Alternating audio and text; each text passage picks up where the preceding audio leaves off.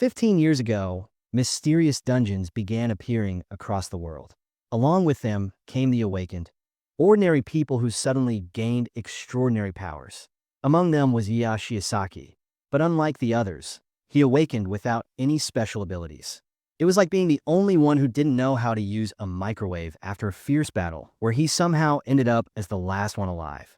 After a strange twist of fate, Yuya was sent 10 years into the past. If he were clever, he might have taken the chance to invest in companies like Netflix and Apple. Instead, he gained a unique ability that works like a Dark Souls version of Google Maps, giving him information about every dungeon and enemy in existence.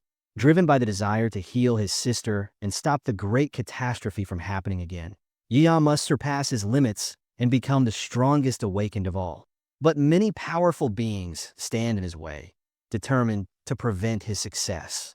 The story begins in Tokyo in the year 2034.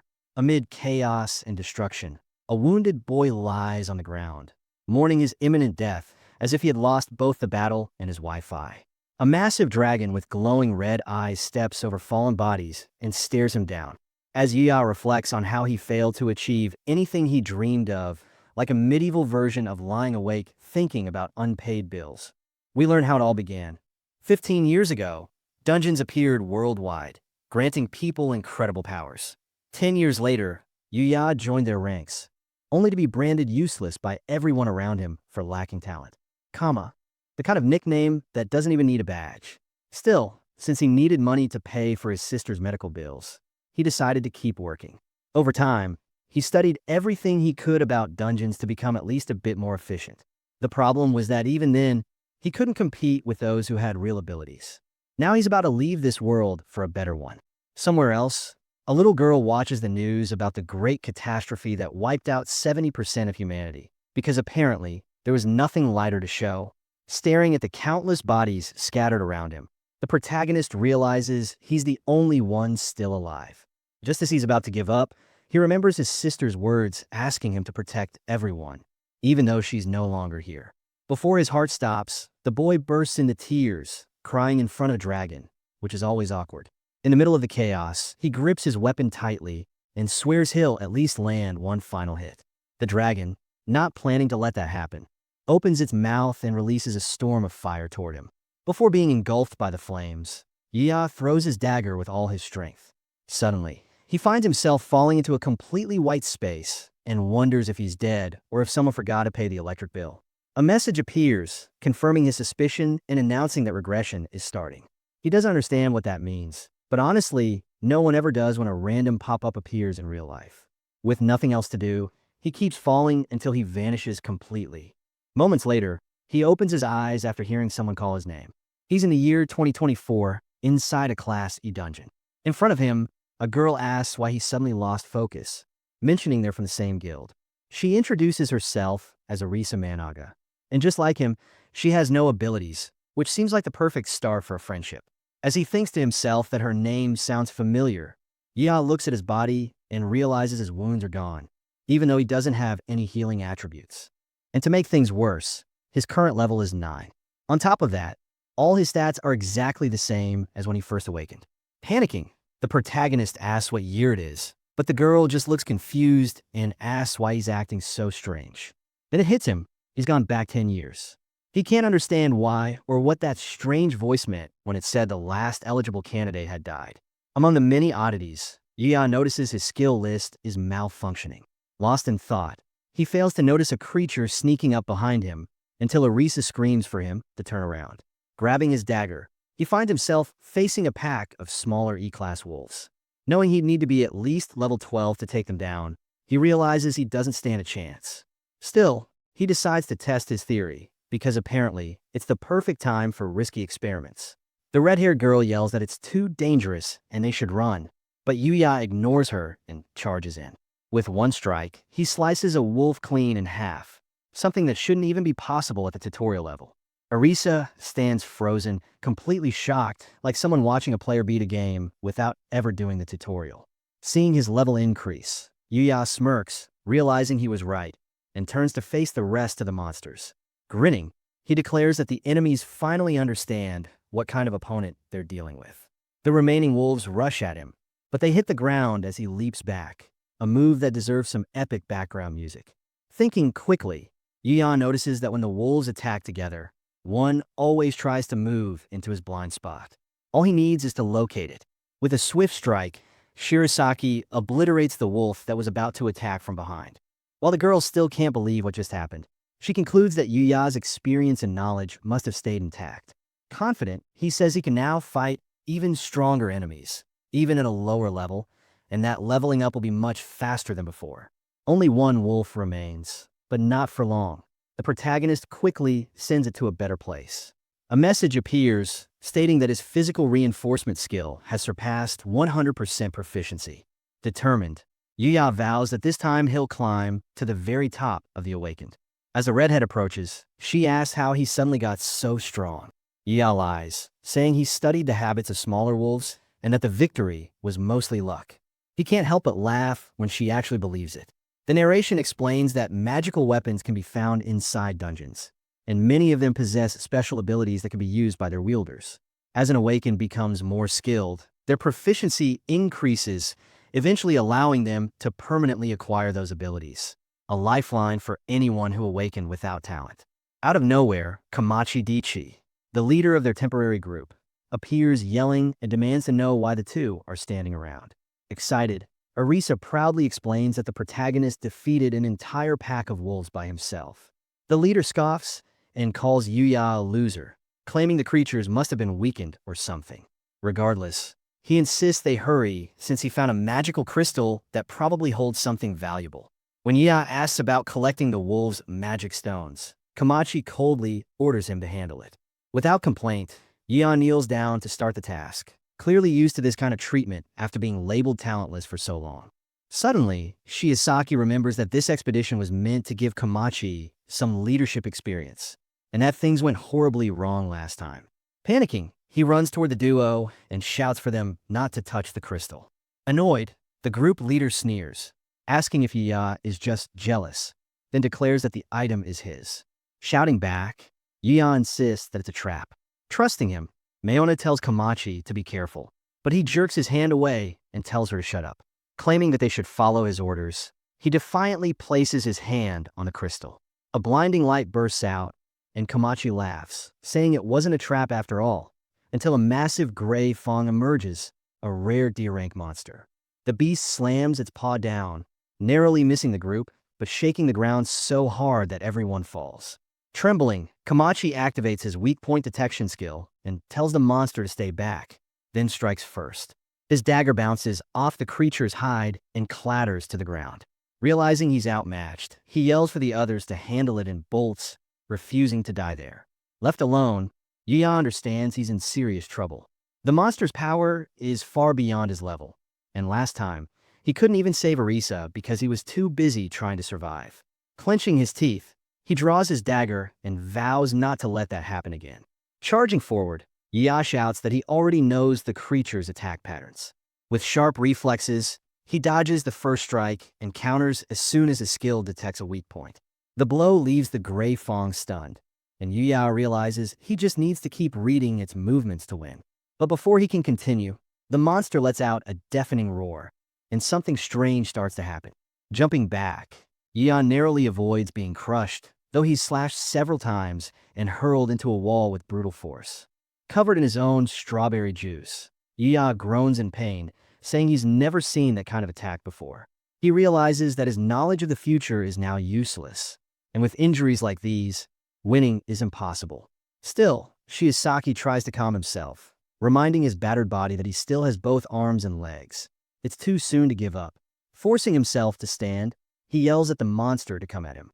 Out of nowhere, a message appears, declaring that all conditions have been met and that the Akashic records have been activated.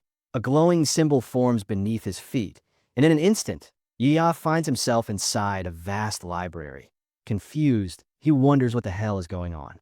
Looking at the skill window, he reads that this ability allows him to instantly obtain all information about the dungeon he's currently in. Curious, he selects Confirm, and a detailed map materializes before his eyes. Amazed, he exclaims that this is the kind of information people would literally kill for. Unfortunately, the monster doesn't care about his discovery and lunges again, reminding Yuya that it's still there. He dodges backward, panting, realizing that if this keeps up, he'll just keep getting hit from the sides. With no other option, he decides to fully activate the Akashic Record skill. A blinding golden light floods the area, and among countless books floating around, one rises toward him and opens by itself, landing on the page containing detailed information about the Gray Fong. Shocked, Yi feels the knowledge being absorbed directly into his mind. Skipping the unnecessary details, he focuses on the section describing the creature's attack patterns. After a few seconds, he grins, saying he finally understands everything and that his opponent's time is up. The Gray Fong charges again, slashing with one of its paws, while Yi calmly explains that the beast's movements shift with every strike, and the key to predicting them lies in watching the faint red lines that appear on its body. When only 3 red lines remain, Yi realizes the creature can now release shock waves only with its right paw, meaning he doesn't need to worry about the left one for now. Striking again, he lands a clean hit, and the monster roars in pain. Charging forward, Shiosaki uses everything he's learned to dodge perfectly, concluding that Gray, now enraged, is about to go all in. As the beast charges at him, Yi activates his attributes, understanding exactly what he must do. Locking onto a weak point, he mutters that this will be his perfect strike. With another agonized scream from the creature, Yi smirks and says he's got it now. Using all his speed, he dashes back in, delivering a flurry of precise blows with his dagger. He flips backward to gain distance and lands on the ground, quickly assessing the damage. To his surprise, the monster begins to retreat, a behavior it only shows when facing a superior opponent. Realizing he's being seen as the stronger one, Yi wonders what kind of eyes the Gray Fong is using to view him now. At that moment, Arisa slowly regains consciousness and spots Yi charging at the beast. Panicking, she yells for him to stop, but it's already too late. Focused and determined, Yi knows the creature is about to unleash its ultimate move, one he already understands how to counter. Without hesitation, he grabs Komachi's fallen weapon and throws it straight at the monster, hitting it dead on. Then he leaps high into the air and drives his own dagger into its head. The Gray Fong lets out a final roar before collapsing lifelessly. In that instant, a notification flashes. Yi has reached level 12. After a short while, Arisa fully opens her eyes and groggily asks where she is. Holding her in his arms, Yi exhales in relief, glad she's safe. Blushing and confused, she asks what's going on, setting her down gently. He explains that carrying her like that was the only option he could think of. Regaining her composure, she asks if monsters attack them. Yi nods and says Komachi triggered a trap, but somehow they managed to escape. Remembering the battle, Arisa isn't sure that's the full truth. Noticing her skeptical expression, Yi asks if something's wrong. She quickly shakes her head and bows, thanking him for saving her. Thinking to himself, Yi admits he managed to avoid the worst for now, but knowing what's coming next, he'll need to stay cautious. After some time walking, the two finally step out of the dungeon and breathe in the fresh air, relief washing over them both. The group leader shows up and casually says they did a good job, but noticing the tense expressions on their faces, he waves it off, claiming there's no need to be so serious since they all made it out alive. Acting like a complete idiot, Komachi suddenly touches Managa inappropriately, making Yuya step in without hesitation and shove him away. Shocked, Komachi yells, demanding to know what Yuya thinks he's doing. Yuya fires back that he should be asking the same thing. After all, Komachi not only fell into a trap, but also abandoned them to die. Enraged, the redhead screams at Yuya to shut up, insisting that as the leader, his decisions can't be questioned. Seeing the situation escalate, Arisa nervously warns Yuya to be careful. Komachi throws a punch, but Yuya activates one of his attributes, dodges with ease, and grabs his arm before slamming him to the ground. Writhing in pain, Komachi demands to know what the hell Yuya just did. Calmly, Yuya replies that it's exactly what it looked like, and asks if he should demonstrate again. Trembling, Komachi threatens that if he reports Yuya for attacking him, he'll be erased from the guild for good. Yuya simply shrugs and says he doesn't care since he has no intention of staying in the same guild as someone like him. He tosses Komachi's dagger back at him, saying he doesn't need it anymore. Furious, Komachi screams that he'll never forgive him. Turning away, Yuya apologizes to Arisa for making her witness the fight. She shakes her head and says it's fine, then quietly asks if he's really planning to leave the guild. Hearing his confirmation, Arisa admits she'll feel lonely when he leaves, but Shiosaki asks why she doesn't quit too since staying in that guild won't help her at all. Even though she agrees, the girl says she can't just abandon her career, explaining that he was the one who awakened her spirit in the first place. Thinking it over, Ya concludes she must have her own reasons, just like he does, having finally managed to save someone only after turning back time. Suddenly, Arisa says she wants to thank him again. While she was unconscious, she dreamt of him standing tall, fighting bravely against the monster, and even if it was only a dream, it gave her the courage to try harder. Smiling, Yuya realizes she needs to carve her own path, and he has no right to interfere. The two begin walking together, and Arisa declares that she'll get stronger so she can support him, and one day, they'll clear a dungeon side by side. Looking up at the sky, Yuya quietly thinks that day might not be too far away. Later, after exchanging contact info, Yuya heads to the guild to officially resign. Since he was only registered as a helper, the process goes smoothly, and he's dismissed without issue. Walking down the street, he wonders whether he should sell the magic stone he took from the Grey Fong, but decides there are more important things to take care of first. Finally, Yuya returns home. As he takes off his socks, he hears a familiar voice call out, "Brother." Trying to hold back his emotions, he turns around and sees Kana wearing a pink apron, smiling warmly. Without thinking, he rushes toward her and hugs her tightly. Startled, Kana asks what's wrong, but Yuya can't tell her the truth, so he just says nothing happened. They stay like that for a while, holding each other in silence. When he finally lets go, Yuya apologizes, but Kana smiles and says it's fine, that she made dinner because she's feeling a bit better today. It's then revealed that Kana suffers from magical exhaustion syndrome, a rare condition that causes pain whenever she absorbs magic. Though her symptoms are mild now, they're expected to worsen until the inevitable happens a few years down the line. Remembering what he knows from the past, Yuya silently vows to find the cure, because this time, he refuses to lose his sister again. But to do that, Yuya knows he must focus on his own abilities, specifically the power of the Akashic records.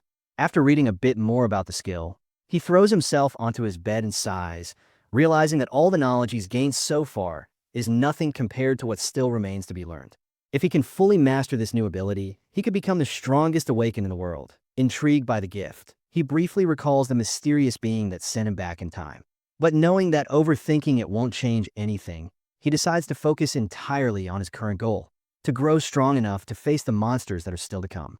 After all, even if he finds a cure for his sister's illness, she still needs a safe world to live in. The next day, in a certain unregistered dungeon, Shiosaki finally locates a hidden gate and can't help but smile. Unapproved dungeons, as explained, are those that haven't yet been discovered by the authorities. When someone finds one, they must report it to the association, which then measures the dungeon's magic levels before assigning a team of awakened to clear it, always in groups, depending on the dungeon's rank. Ignoring all those regulations, Yuya mutters that it'll be faster to use his knowledge to locate these hidden dungeons alone. Even if something unexpected happens, he can always rely on the Akashic records. Without hesitation, he activates the skill, and a spectral book appears before him. Flipping through its pages, he confirms that nothing seems out of the ordinary. But before he can relax, a group of D-rank skeletons materializes from the shadows. Snapping the book shut, Yuya draws his dagger and charges forward, ready to begin the cleanup. Confident in his current strength, he knows that against enemies like these, this time, he can handle it. Delivering more blows, our boy decides he will keep that pace until he levels up. He keeps doing this for a few days and begins facing harder dungeons as he grows stronger. In just 3 days, the young man clears 3 dungeons and reaches level 24. Observing the skill panel, Yuya realizes he needs more skills since as he faces stronger enemies, the power gap keeps increasing. Without enough magic stones, he decides to spend more time gathering funds. But when he sees an analyzer necklace for sale, he realizes he might finally be able to use the item. The next day, we are taken to the auction of magical tools, where to participate it's necessary to show an awakened card at the reception. A woman asks if the protagonist is part of the Eclipse Guild. Denying it, he says that for now he isn't affiliated with any organization. The receptionist then says that in that case, he needs to wear a different sticker before entering. A blonde girl nearby watches their conversation and wonders if the boy is really an E-rank unaffiliated who was once in the Eclipse Guild. Inside the auction hall, Shiosaki realizes it will take a while until the magical item he wants appears. Approaching, the same young woman from before asks if the seat next to him is free. Looking at the sticker on her jacket, the protagonist wonders how a D rank can be unaffiliated. Once seated, the girl asks if he has ever been part of the Eclipse Guild. When he confirms, she says she asked because the guild is one of the rising ones, so it's strange for someone to leave. Being honest, Yuya says that the guild values strength above everything, which isn't good for someone without natural talent. Embarrassed, the girl apologizes for the question, thinking the rumors were true. Realizing she hasn't introduced herself yet, she says her name is Noa Hoziawa and that she also doesn't belong to a guild. Smiling, the protagonist introduces himself as well. After some time, the moment for the analyzer necklace finally arrives, and the auctioneer announces that the minimum starting bid is 500,000. The awakened attendees start murmuring, saying they've never heard of the item and that it isn't worth such a price. Thinking about it, Yeon notes that magical items shouldn't belong to just one person since their value increases as they gain more skills. So, having multiple users with the same skill is actually beneficial, especially in battles. The blonde girl comments that the seller is being greedy, but she's caught off guard when Yuya raises his hand and makes the first bid. Everyone around begins to question if the skill in the item is even worth it. While Noah tries to convince him to stop, Yuya doesn't care. He simply smiles as the auctioneer strikes the gavel and declares him the new owner of the necklace. Annoyed, the girl tells him to be more careful with his choices, even if he's eager to gain new skills. Holding the item, Yuya calmly says it's fine, thinking that the skill is worth far more than the 500,000 he paid. Suddenly, both of their phones buzz with a message. After reading it, they say goodbye and head their separate ways. The next day, we learn that the message was from the association calling for recruits for a dungeon exploration. It specifically asks for unaffiliated awakened and offers special bonuses for participation. Having spent a lot of money the day before, Yuya decides to accept and quickly arrives at the gate of a D-class dungeon where other awakened are already waiting. As he approaches, he's surprised to see Noah, who smiles and says she didn't expect him to be the last one to show up.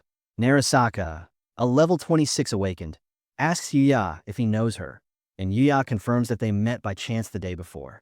A young man with green hair says that since everyone is present, they should begin the exploration. Because Yuya's rank hasn't been updated yet, he's assigned to carry the luggage for the higher rank members. Frustrated, but accepting it, he mutters that apparently, he won't get to fight this time. Sometime later, the man in golden armor tells Yuya not to be nervous since he's surrounded by strong awakened, including Noah, who has the magical swordsman skill and is the strongest among them. The group moves deeper into the forest until they come across a Jagorn beetle, an E-class monster. Shouting, Narasaka says they should begin by forming the standard formation, and then he and the red-haired boy charge at the creature.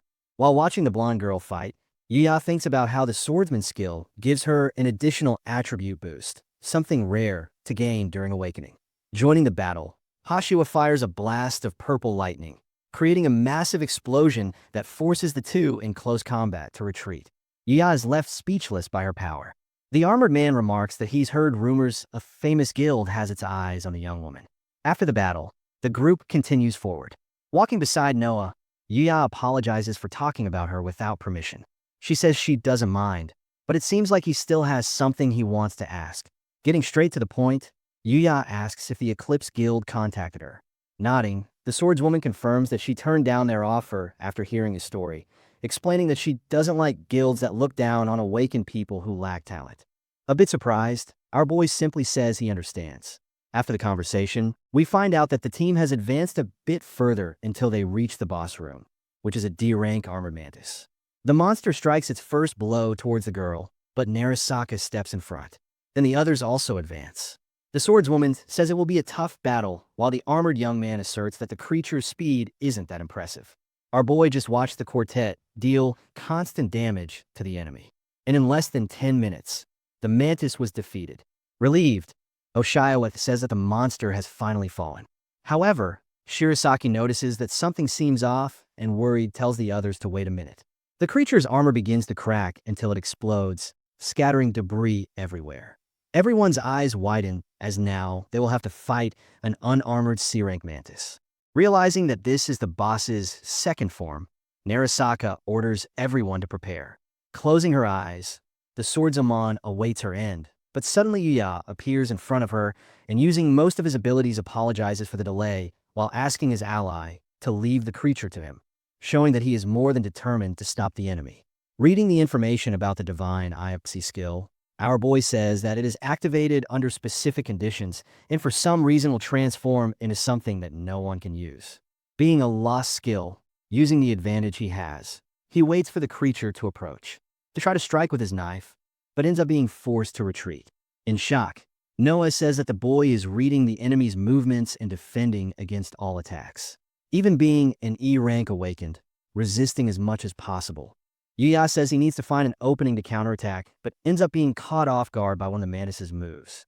We learn that the divine IFC requires the user to deeply understand their target. Otherwise, the prediction won't work. Even worse, incorrect predictions can appear, just like what happened now. This is one reason many awakened stopped using the ability, especially after the number of unique monsters increased. Using the weapon in his hand, Yuya struggles to avoid defeat. Then he realizes he can overcome this obstacle by using the Akashic Records ability. Taking another look at the mantis, he spins his knife between his fingers and, apologizing to the enemy, says he can now see through everything. A fierce exchange begins as the praying mantis dodges his attacks, but Yuya insists he's not done yet. Activating his propulsion and physical reinforcement attributes, he unleashes a flurry of blows, striking the creature's body in several places. Watching in shock, Noah realizes that Yuya can identify the enemy's weak points and asks herself who he really is. The creature, still standing, manages to dodge another attack and tries to fly away to create distance. However, it gets hit in the leg by Yuya's knife. Staring firmly at his opponent, he reminds it that he already said he could see through everything. After pinpointing the exact spot for the final strike, Shirasaki asks Hashiwa for her sword. Though confused, she throws it to him without hesitation. As the mantis gets close enough, Yuya swings the sword and lands a clean hit right on its head. Instantly, several level-up messages and notifications about new abilities appear. The rest of the group stands in disbelief at what they just witnessed. Taking the lead, Narasaka asks what happened and if Yuya is truly an E rank. Without giving many details, Yuya simply says he has his own circumstances, but asks them, if possible, to say that they were the ones who defeated the boss. Together, they decide to keep the secret. Yuya reflects that what he's doing is rare, since most awakened people try to deceive others by pretending to be stronger than they really are, so he can't ask for much. The armored boy agrees, though a bit reluctantly, as Yuya had risked his life to protect everyone. With everything settled, Noah thanks him for his effort. Handing her sword back, Yuya says the weapon was a great help. When she praises him, Yuya replies that higher-level awakened could have defeated the enemy much more easily. Hashiwa smiles and says that only makes it more impressive. Realizing how close she's standing, she quickly steps back, explaining that she's fought beside many strong people before, but this was the first time she's seen someone defeat an enemy with such skill and precision. She tells him he should just accept the compliment. Smiling, Shirasaki thanks her, and she jokes that he finally understood. The group then arrives at the dungeon's core, which only appears after the boss is defeated. We learn that in city-controlled dungeons, the cores are usually kept for training new recruits. However, some are destroyed to prevent an overflow of monsters. A bright light fills the room as Yuya strikes the core. When the process finishes, he obtains a new magical item called the Praying Mantis Knife. Surprised, Yuya realizes that even though the weapon doesn't automatically grant abilities, it still performs exceptionally well. Narasaka approaches and tells him to keep the dagger since he was the one who defeated the boss, saying it's also the group's way of showing their gratitude. Smiling, Yuya accepts and swings the knife a few times, noting that it feels well-balanced and easy to handle. Afterward, everyone leaves, and soon Yuya is left alone with Noah. She asks if he could share his contact information because there's something she wants to talk about later. After exchanging numbers, Noah blushes slightly and says he can call her by her first name so they don't have to be so formal all the time. Yuya smiles and says he's looking forward to working with her again. When he arrives home, Yuya remembers that he never checked his status after defeating the Praying Mantis. Opening the panel, he's shocked to see that the level of the Akashic Records ability has increased. Now, it shows basic information about dungeons that haven't even appeared yet. Curious, he clicks for more details and discovers that it also displays the dungeon's appearance time, rarity, and level. Realizing what this means, Yuya understands that his days of searching for unapproved dungeons are over. After studying the list to decide on his next destination, he suddenly stops. Upon seeing the words Stamped Beast Cave, Class C, Yia heads there the next day. His first enemy is a boar with red horns, known for its incredible charge power, strong enough to defeat even an awakened above level 40 in a single hit. As the creature charges, Yia grips his new dagger and snaps, telling it to shut up before delivering his first strike. He quickly realizes the boar is much weaker than the mantis he fought before. Activating his knife-sharpening skill, Yia delivers a fatal blow, and the boar collapses into a puddle of its own strawberry-colored blood.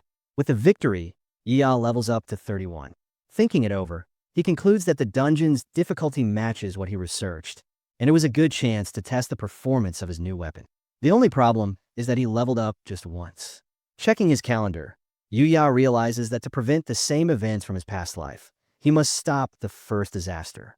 The thought makes him uneasy, knowing his current pace isn't fast enough. After clearing the dungeon, he steps outside and reflects that his abilities are still limited. He calculates that he must reach at least level 60 before the first disaster strikes. His biggest problem now is that high difficulty dungeons are rare. Suddenly, his attention is caught by a new alert. It's a dungeon about to appear. To his shock, it's ranked S, possibly an extra dungeon. These are extremely rare and dangerous, but offer amazing rewards. Yuya hesitates, wondering if he should take such a risk, knowing that in the past, no one had ever managed to clear a dungeon of that level. The scene shifts to a hospital, where Yuya visits his sister Kana and reminds her to listen to the nurses. Kana insists she's not a child anymore, and we learn that she's hospitalized to monitor the progress of her syndrome. Before leaving, Yuya promises that he'll find a cure for her soon. As he exits the building, he briefly thinks he sees Arisa, but convinced it's just his imagination, he decides to return to his plan, to challenge the rare S-Class dungeon. Even knowing the risks, Yuya decides to challenge the dungeon. Over the past few days, he's leveled up as much as possible. When he arrives at the location, he finally understands why no one has ever cleared this place. It's a dungeon that appeared inside another. Surprised, he admits he never imagined such a thing could exist. Before entering, Shiosaki concludes that he'll have to clear the extra dungeon first. We learn this dungeon is called Rock Fortress and is classified as Class C. As Yuya looks around, he wonders if it's really possible for another dungeon to exist within one. Deciding to locate the deepest area, he studies the paths and identifies which entrance to take. Not long after, he comes face to face with a group of stone golems. Realizing they're about to attack, Yuya dashes forward and leaps through the air, shouting that he doesn't have time to deal with them. Running deeper inside, he apologizes to the creatures, saying he needs to reach his objective. Soon, he arrives at a massive rock wall studded with glowing crystals. Slipping through a narrow crack, Yuya finds himself before the dungeon's boss, a massive, red, C-rank golem. The monster roars furiously and throws a punch, but Yuya swiftly dodges using one of his skills, reappearing in midair before launching his first strike with the mantis dagger. The enemy counterattacks, forcing him to retreat. Even with the difference in level, Yuya quickly determines that his biggest obstacle is breaking through the creature's thick armor. Since slashing attacks have little effect, he activates his hardening skill and lands another blow. Seeing a visible crack form, he smiles, realizing his strategy is working. Steeling himself for the next exchange, Yuya charges forward again, declaring that this will be a true battle of endurance. Without hesitation, Yuya charges at the massive golem again until he finally lands a fatal strike, sending the creature crashing to the ground. Panting and exhausted, he admits that the battle lasted almost 30 minutes, but somehow he managed to win.